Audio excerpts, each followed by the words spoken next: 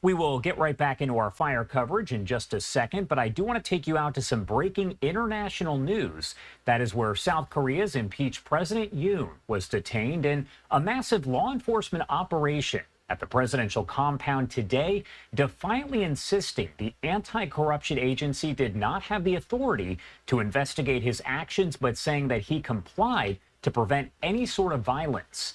In a video message recorded before he was escorted to the headquarters of the anti-corruption agency, Yoon did say the, quote, rule of law has completely collapsed in this country. Yoon's the country's first sitting president to be apprehended, and he had been holed up in the residence there in the capital of Seoul for weeks while vowing to, quote, fight to the end the efforts to oust him. He has justified his declaration of martial law back on December 3rd as a legitimate act of governance against an anti-state opposition employing its legislative majority to kind of get rid of his agenda overall.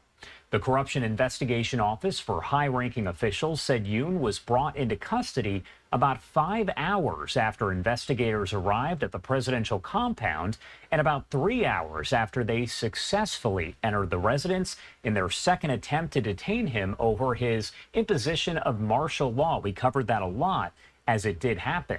A series of black SUVs, some equipped with sirens, were seen leaving the presidential compound with police escorts. Yoon later seen stepping out of a vehicle after arriving at the agency's office in a nearby city.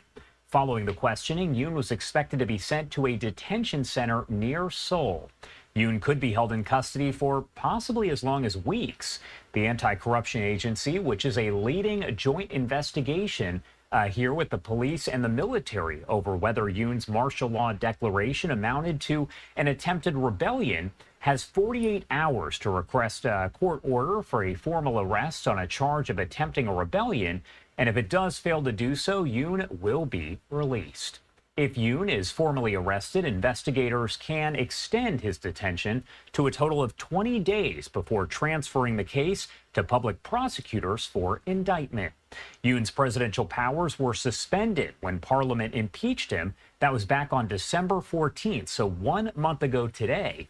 The impeachment case now rests with the Constitutional Court, which could formally remove him from office or reject the case and reinstate him. Again, the Associated Press now reporting that South Korea's impeached President Yoon was detained in a massive law enforcement operation at the presidential compound. We're going to continue to follow this and bring you all of the latest information as we get it.